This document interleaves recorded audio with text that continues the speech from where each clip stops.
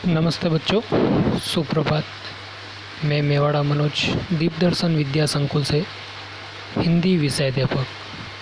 आज हम पढ़ेंगे हिंदी कक्षा 5 पाठ 6 आतंक के क्षण। तो हमारा पाठ है आतंक के क्षण। जैसे कि नाम से स्पष्ट हो रहा है कि क्षण अर्थात समय कि एक ऐसा समय जब भय लगा हो हमें या डर लग रहा हो। आतंक अर्थात भय या डर। तो एक ऐसा समय जब हमें डर लग रहा हो या भय लग रहा हो, तो उस समय हमें क्या करना चाहिए, कैसे करना चाहिए, इस पाठ में बताया गया है। और यह एक कहानी है। इस कहानी के माध्यम से हमें शिक्षा दी गई है कि मुसीबत के समय हमें किस प्रकार से धैर्य रखना चाहिए। तो अब हम हमारी कहानी की ओर बढ़ते हैं। हमारी कहानी, हमारे लेखक इस कहानी के माध्यम से हमें क्या सीख देना चाहते हैं। तो अब हम हमारी कहानी की ओर बढ़ेंगे। हमारी कहानी की ओर बढ़ने से पहले हम पढ़ लेते हैं कि हमारी कहानी का जो मुख्य भाव है या जो मुख्य अर्थ है वो क्या है। हमारा लेखक हमें क्या सीख देना चाहता है, इस कहानी के माध्यम से हमें क्या समझाना चाहता है। तो उसके लिए हम इसके मूल भाव को पढ़ लेते हैं। कभी कभी हमारे जीवन में न चाहते हुए भी कुछ ऐसे क्षण आ जाते हैं। देखिए, हमारे जीवन में कई बार हमारी लाइफ में ऐसा समय आ जाता है, ऐसा क्षण आ जाता है जो हम नहीं चाहते हैं। जैसे कि हमारे सामने कोई भय आ जाए, बहुत भय उत्पन्न हो जाए, या किसी प्रकार का कोई हमें डर सताने लगे। तो ऐसा क्षण, ऐसा समय हम नहीं चाहते हैं, लेकिन फिर भी कई बार आ जाता है। जब हम आतंकित और निरुपाय हो जाते हैं और ऐसे समय में जब हमारे सामने कोई डर हो या कोई भय उत्पन्न हो गया हो या ऐसी अनहोनी हो गई हो, तो ऐसी परिस्थिति में हम कई बार क्या हो जाता है कि निरुपाय हो जाता है। अर्थात हमारे पास उस समस्या का उस समय समाधान नहीं होता हमारे पास। तो ऐसी परिस्थिति हमारे सामने कई बार पैदा हो जाती है। तो ऐसी परिस्थिति में हमें धैर्य रखना चाहिए और धैर्यपूर्वक उस समस्या का सामना करना चाहिए। उस समस्या से डट कर के मुकाबला करना चाहिए।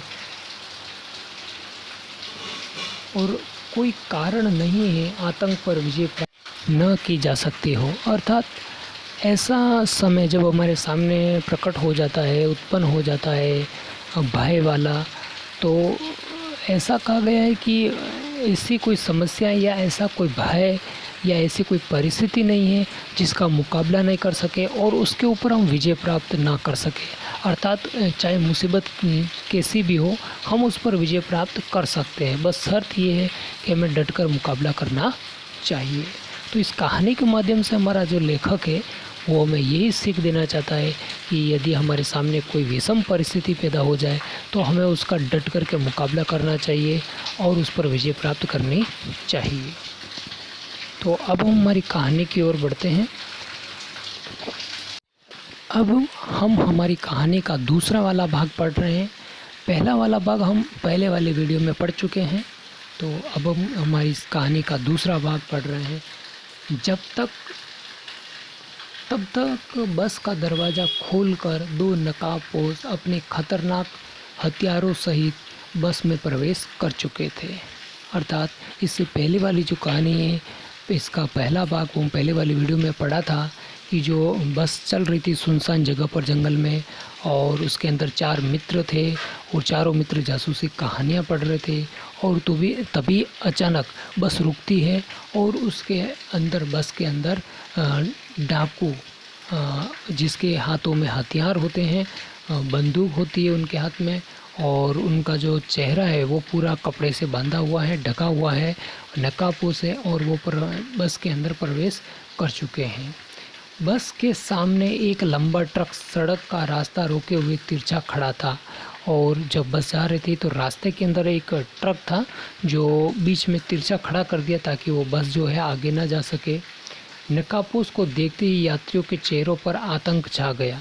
जब नकाबपोश अंदर घुसे जिनके चेहरों पर कपड़ा बांधा हुआ है, तो उनको देख कर के बस के अंदर जितने भी यात्री थे, सवारियां थी, वो सारी डर गई थी। उनके चेहरों पर एक आतंक छा गया था जो स्पष्ट दिखाई दे रहा था। सब अपनी अपनी जगह बैठे रहे। जब वो नकाबपोश बस के अंदर प्रवेश कर चुके हैं, तब सारे यात्री डर गए हैं और अपनी अपनी जगह पर वो बैठे हैं। किसी ने भी हिलने की कोशिश नहीं की। अब जब वो नकाबपोश अंदर घुस चुके हैं, तो सारे यात्री डर चुके हैं और कोई भी हिलने की कोशिश नहीं कर रहा है, और यदि करता है तो उसे भून दिया जाएगा। ऐसा कौन कह रहा है? नकाबपोश एक व्यक्ति कह रहा है।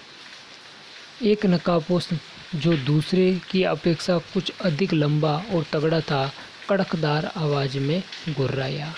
और दो नकाबपोश थे, उसमें से एक थोड़ा हष्ट-पुष्ट और लंबा चौड़ा शरीर वाला था। उसने ऐसा ज़ोर से गुर्राते हुए अथवा चिल्लाते हुए कहा। सारे यात्री भय से सिहर उठे, अर्थात उस भय की वजह से एकदम डर गए, ज़ोरदार से डर चुके हैं। उनमें से कुछ महिलाएं और बच्चे तो मारे डर के रो पड़े। और उस बस के अंदर जो 50 यात्री बैठे थे, उनमें कुछ बच्चे भी थे और कुछ महिलाएं भी थी। और वो बच्चे और महिलाएं तो इतने डर गए थे कि वो रोने लग गए। सबके सामने पिछले दिनों पंजाब की एक बस में हुआ सामूहिक हत्याकांड घूम गया। और जब ये परिस्थिति सामने आई, तब सभी लोगों के सामने वो हत्याकांड आंखों के सामने घूमने लगा जो पहले पंजाब के अंदर सामूहिक हत्याकांड हुआ था। वही हत्याकांड सभी के आंखों के सामने घूमने लगा। एक नकाबपोश ड्राइवर के शरीर की तरफ अपना रिवॉल्वर अड़ाए हुए था, तो दूसरा बस की अंतिम सीट के पास खड़ा अपनी बंदूक लहरा रहा था। अब जो दो नकाबपोश बस के अंदर प्रवेश किए, वो एक नकाबपोश जो ड्राइवर है, बस का चालक है, उसकी ओर बंदूक अड़ाए हुए खड़ा था ताकि वो बस को चलाए नहीं या भागे ना। और दूसरा जो नकाबपोश था, वो बस की जो अंतिम सीट अर्थात लास्ट वाली जो सीट है, वहाँ पर अपनी बंदूक को ताने हुए खड़ा था। उसमें अपने करीब की सीट पर एक गंदी एवं एक मोटी चादर बिछा दी। और जब वह अंतिम सीट पर खड़ा था, उस समय उसने एक चादर निकाली जो बहुत ही गंदी चादर थी और बहुत ही मोटी और मजबूत थी। उसको अपनी एक सीट पर, पास के एक सीट पर, और सारे यात्री एक एक करके उस पर अपनी नकदी, घड़ियाँ और जेवर रखने लगे। किसी को भी उन नकाबपोश का विरोध करने की हिम्मत नहीं हो रही थी। अर्थात जब वो दोनों नकाबपोश अंदर प्रवेश किए और लूटपाट करने लगे, अर्थात जो चादर बिछा दी और सबको डरा धमका करके कहा कि जिस किसी के पास जो कुछ हो, पैसा, जेवर, घड़ी, मोबाइल, जो कुछ है आपका, उस चादर के अंदर रख दीजिए। तो सभी चुपचाप अपना सामान निकाल करके उसके अंदर रखने लगे। और ऐसी परिस्थिति में किसी की भी कोई हिम्मत नहीं हो रही थी कि उस नकाबपोश का वो मुकाबला करे या उसका विरोध करे, उसे रोके। ऐसी हिम्मत किसी की भी नहीं हो रही थी। ऐसी परिस्थिति में जो चारों दोस्त थे, वो भी भयभीत तो थे, परंतु उनके मन में कुछ करने की इच्छा भी जोर पकड़ रही थी। वो डर तो रहे थे, भयभीत तो थे, लेकिन फिर भी वो कुछ करने का विचार कर रहे थे। चारों के दिमाग में तेज़ी से दौड़ रहे थे, और चारों के जो दिमाग है वो तेज़ से दौड़ रहे हैं कि क्या किया जाए, इनका विरोध कैसे किया जाए, इनसे बचा कैसा जाए, वो उनका दिमाग चला रहे थे। जैसे ही नलिन का नंबर आया, वह ज़ोर से पेट पकड़ करके चीखा। और जब वो चारों दोस्तों में सबको पैसा रखने की बारी आई, तो नलिन की बारी आई, तो नलिन ज़ोर से पेट पकड़ करके चिल्लाने लगा। क्या हुआ, चिल्लाता क्यों है? वह नकाबपोश बोला, और जो ड्राइवर पर अपना रिवॉल्वर अड़ाए हुए था। जो ड्राइवर की ओर रिवॉल्वर अड़ा करके खड़ा था, वो ज़ोर से बोला कि क्या हुआ, क्यों चिल्ला रहा है?